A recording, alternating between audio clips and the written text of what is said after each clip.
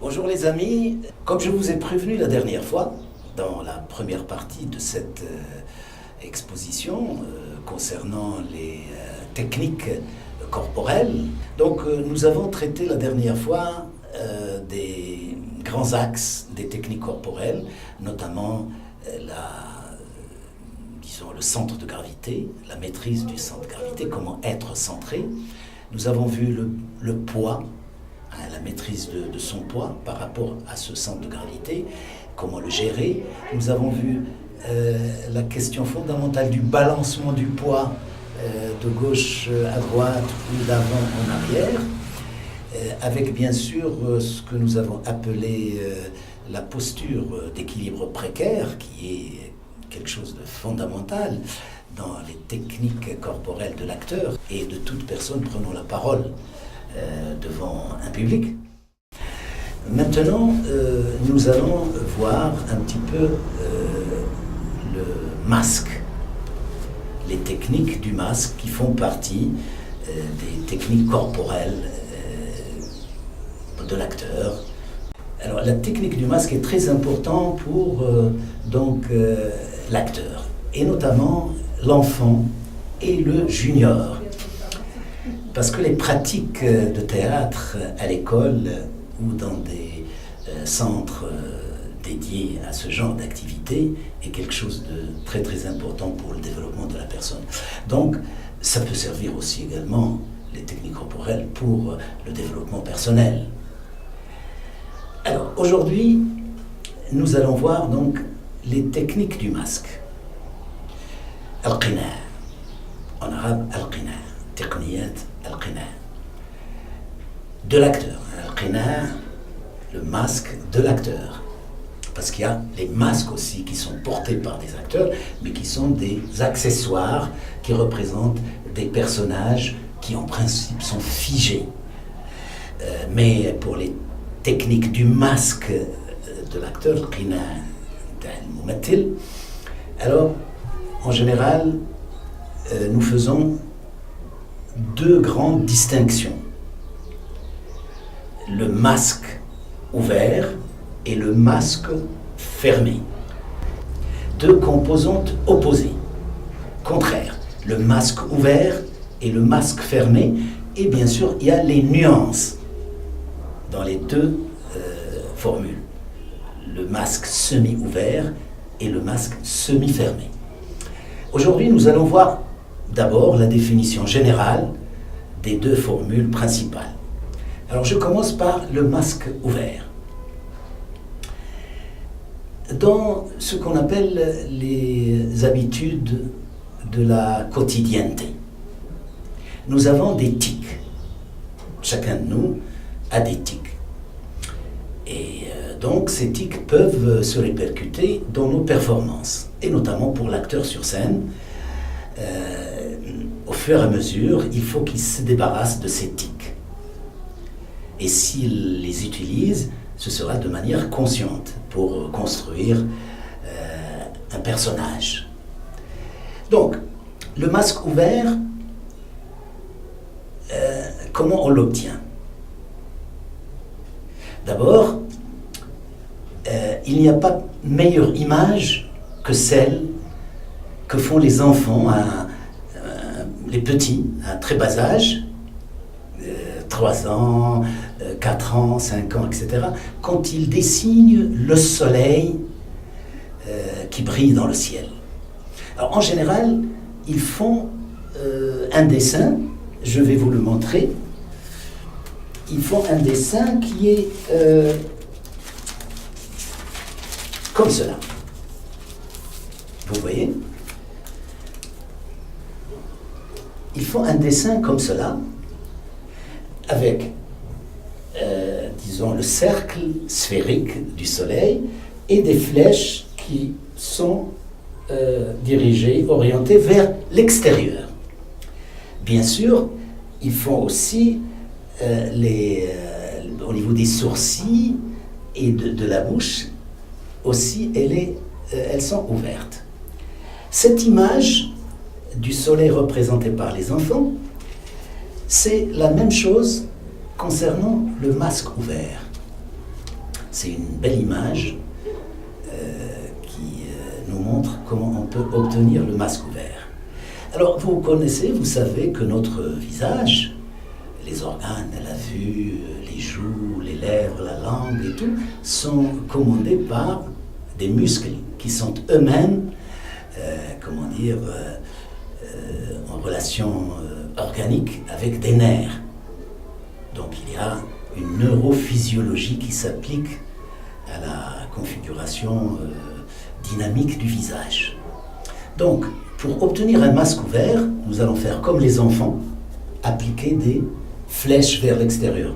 Mais qu'est-ce que ça veut dire, ces flèches vers l'extérieur? C'est de jouer sur les muscles qui composent, disons, notre visage, de les tirer vers l'extérieur. Sur les côtés, au niveau des joues, au niveau de la mâchoire inférieure et au niveau du front, des sourcils et de tout le pourtour disons, du globe oculaire. Donc il faut tout tirer vers l'extérieur. Ok? Et on obtient cela. Ça, c'est, disons, la technique de base du masque ouvert. Ok? Alors, ce masque ouvert, avec les muscles tirés de toutes parts vers l'extérieur, il est en opposition avec le masque fermé, qui lui, et là nous reprendrons l'image des enfants, mais inversée. C'est celle-ci. Cette image, elle nous montre quoi? Le visage, donc, dessiné par l'enfant, nous, on l'a inversé. Les flèches n'ont plus de direction extérieure, elles ne partent plus vers l'extérieur, comme le masque ouvert, mais plutôt elles sont dirigées vers l'intérieur. Ok? Et voilà. Et les sourcils et le front, il n'est plus ouvert, nous le voyons au niveau des sourcils, ils ne sont plus comme ça, en concave, mais elles sont en convexe. Elles sont convexées, donc elles sont fermées. C'est-à-dire, les muscles du visage, au lieu de les pousser vers l'extérieur, au lieu de les étirer, يعني عوض التمديد السحب ديالهم التمديد ديالهم في الخارج كنعاودوا نفرضوا عليهم يتوجهوا للداخل. Donc on les renvoie vers l'extérieur, vers l'intérieur, pardon. Et même au niveau de la bouche, vous le voyez, elle est en configuration de fermeture, c'est-à-dire elle n'est plus comme ça, elle est comme ça. Vous le voyez. Et donc, le masque fermé a la différence, par opposition au masque ouvert, les muscles sont redirigés vers l'intérieur. Et donc, on obtient comme ça. Ça, c'est, on a dit, le masque ouvert, les muscles sont tirés vers l'extérieur. Je vais passer progressivement au masque fermé. Donc, masque ouvert.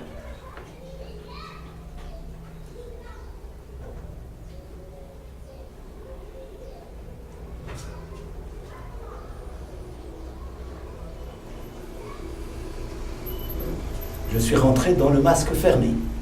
Et comme je vous ai dit, vous allez voir, quand on va parler de la respiration, nous allons retrouver une loi, une relation organique entre ces deux composantes. La relation entre le masque ouvert et un certain type de respiration et une relation entre le masque fermé et un autre type de respiration. Donc voilà les deux composantes, le masque ouvert et le masque fermé. Alors, bien sûr, quand on parle du masque, là nous avons parlé un petit peu, nous avons abordé la dimension neurophysiologique, c'est-à-dire l'histoire des muscles qui commandent les organes du visage, et c'est tout. Mais en fait, tout cela est rattaché à l'affect, à la dimension affective, c'est-à-dire aux émotions. Nous allons voir le rapport donc des deux types de masques aux émotions fondamentales et les respirations qui y correspondent. L'émotion de la peur, l'émotion de la joie, l'émotion de l'émerveillement, l'émotion de la colère, etc. Alors, revenons maintenant, reprenons l'histoire de la respiration, avant de la rattacher au masque ouvert et fermé. Mais d'abord, parlons un peu de la respiration. Nous avons naturellement deux canaux de respiration. Le canal buccal, donc avec lequel je respire, c'est-à-dire j'inspire de l'air, je fais une pause et je l'expire. Ok? Je fais un exercice, donc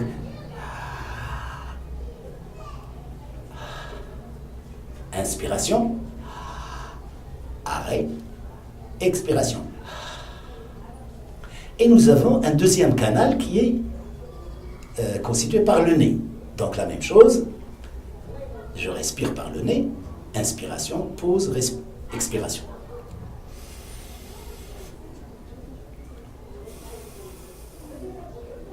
Inspiration par le nez,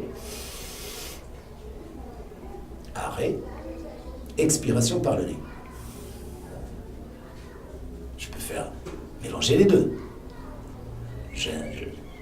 Je fais une inspiration par la bouche et j'expire par le nez. Ou l'inverse. Inspiration par le nez, expiration par la bouche. Vous voyez? Mais à quoi cela nous sert-il? Et quel rapport avec notre vie? Quel rapport avec l'expression de nos sentiments, de nos émotions? Revenons au masque ouvert.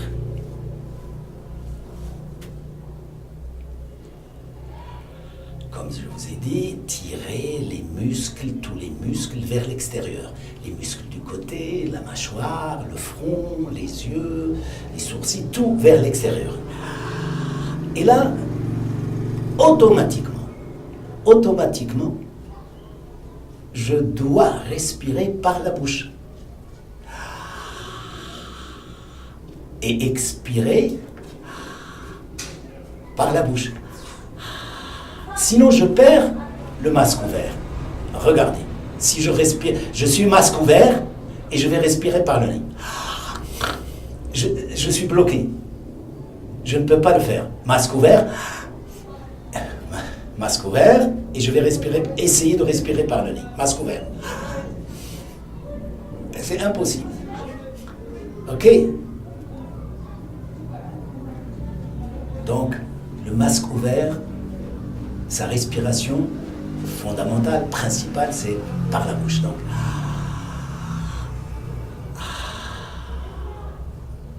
et vous allez voir que ce masque ouvert est en principe neurophysiologiquement rattaché de manière organique à l'émotion de la joie. On va le voir, nous avons dans l'humanité 3 types de rires.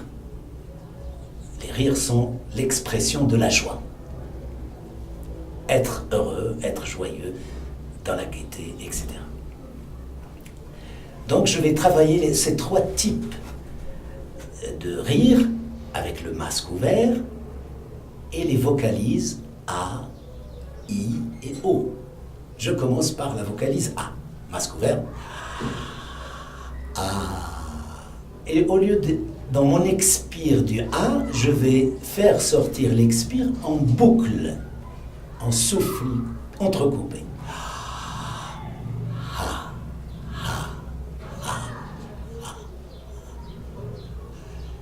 Et je vais transformer ça en rire.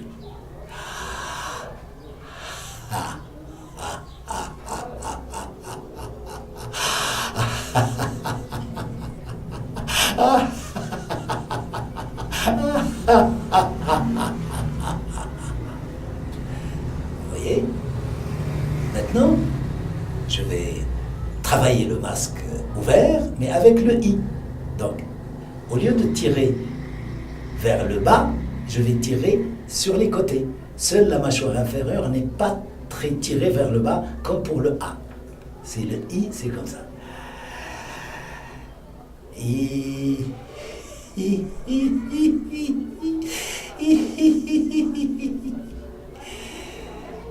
Maintenant, avec la vocalise O. Masque ouvert. O. O. O. O. O.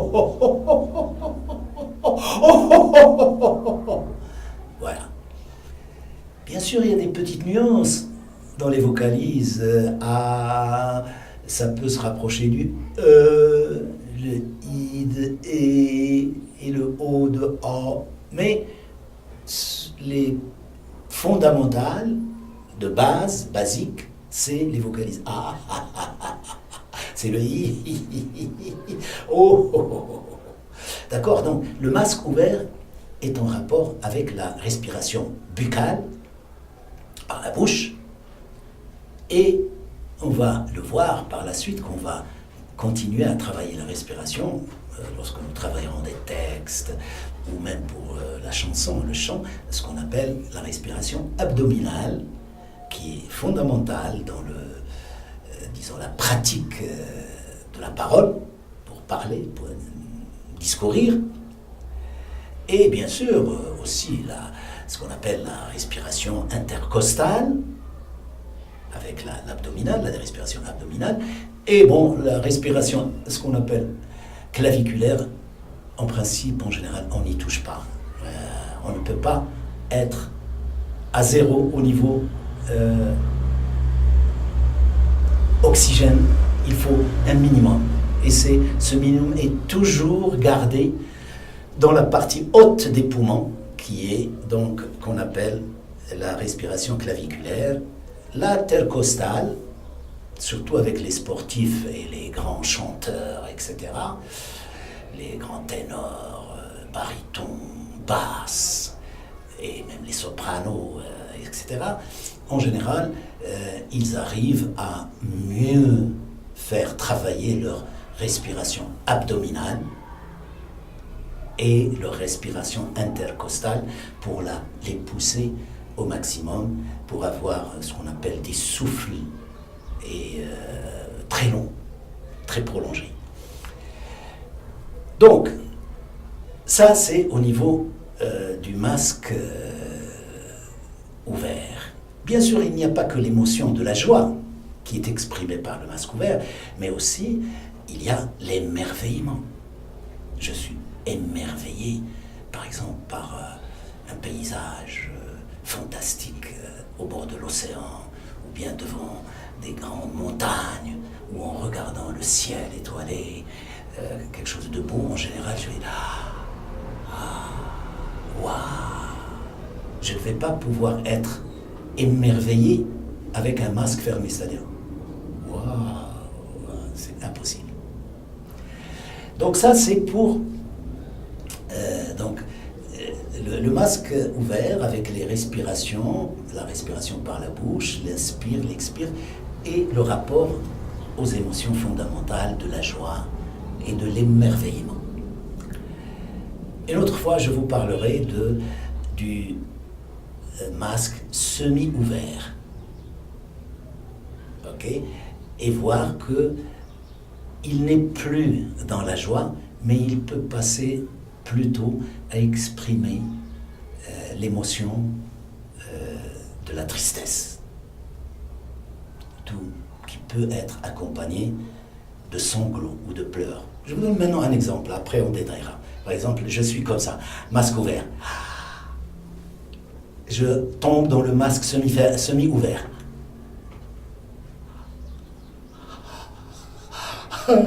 Je ne peux plus rire.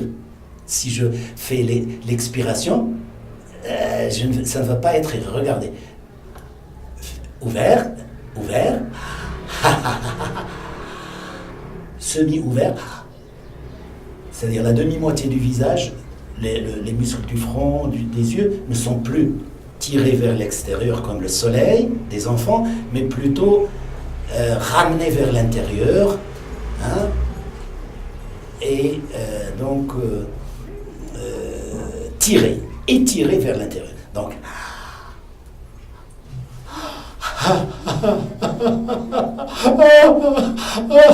vous voyez, ça donne automatiquement des sonorités, des sons qui sont en rapport avec les émotions de la tristesse. Aussi de la peur. Mais on verra que suivant les situations de la peur, on va trouver des respirations par la bouche et par le nez. Ok, bon, mais ça on le verra en détail. Maintenant, je reviens au masque fermé. Le masque fermé, donc, c'est tous les muscles du visage sont orientés vers l'intérieur du visage. Ils sont plus étirés, ils sont tirés vers l'intérieur. Ah. Si je ferme, même ma bouche est fermée. Donc le masque fermé a pour base une respiration par le nez. Voilà, par exemple, là, ouvert, fermé.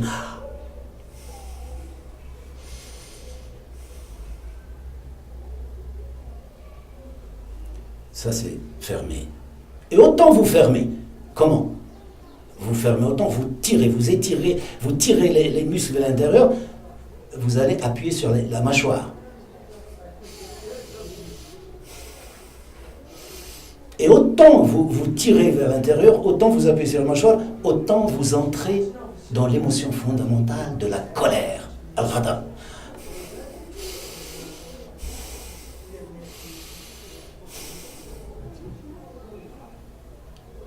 Et donc, et tout ça, nous verrons la respiration semi-fermée, c'est-à-dire, c'est le ghadab qui va jusqu'à la violence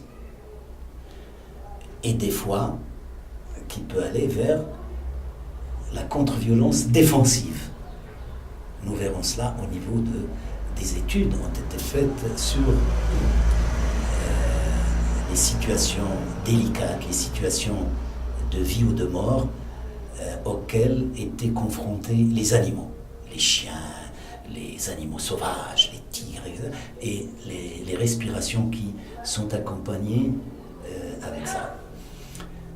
Dans ces situations donc de vie ou de mort, à ce moment-là, ce sont des respirations mitigées entre la respiration par le nez, donc masque fermé, la respiration par la bouche, masque ouvert, semi-ouvert, semi-fermé, semi-ouvert.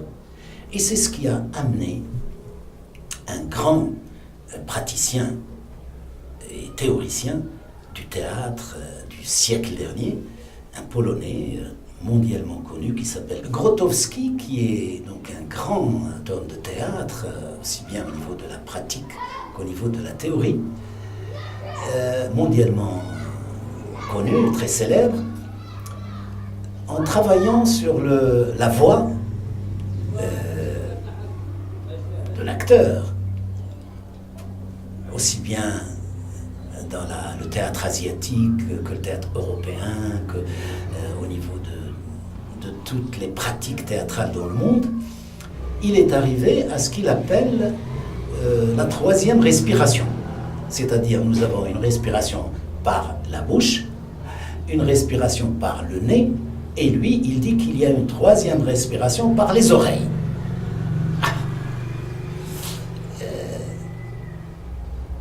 Bon, je vous en parle pour les enfants et les jeunes, les juniors, soit qui travaillent une pièce de théâtre à l'école, au collège, au lycée, ou si jamais parmi vous, il y en a qui vont aller vers des études supérieures en théâtre, il faut savoir cela. Alors qu'est-ce que c'est que cette respiration, cette troisième respiration de laquelle Grotowski a parlé? En fait, rappelez-vous ce que je vous ai dit sur la situation interactive de vie ou de mort à laquelle peut être confronté un animal, comme un chien par exemple, quand il est en situation de vie ou de mort. Eh bien, il va respirer par les deux canaux, et par le canal de la nasalité, du nez, et par le canal de la bouche, buccale. Il va respirer par les deux, d'où on va avoir ça. Ok? Et donc c'est ce qu'il a appelé la respiration par les oreilles. D'ailleurs, à la campagne, peut-être vous l'avez vu à la campagne ou dans un film, les loups, les chiens, les lions, les tigres, les ours, bon bref, tous les animaux, même le chat, ils font dans certaines situations d'interaction qui met leur vie en danger, eh bien, ils pratiquent la respiration dont parle Grotowski. C'est la respiration par les deux canaux. Alors, j'utilise mes deux canaux pour inspirer et pour expirer. Et bien sûr, ça peut être rattaché à beaucoup de choses au niveau de l'analyse et de l'étude neurophysiologique en rapport avec ce que j'ai dit tout à l'heure, ce que j'ai appelé les émotions fondamentales, notamment la peur, la colère, qui peut aller à la violence, soit pour abattre la proie, soit pour l'autodéfense. Voilà un petit peu ce qu'on appelle la troisième respiration chez l'acteur, comme chez les animaux, mais dans des situations bien particulières. Voilà un petit peu pour la respiration et les types de respiration buccale, abdominale, intercostale, par la bouche, par le nez. Donc cette respiration avec ses différentes composantes en rapport avec les différents types de masques. La prochaine fois, je vous parlerai de,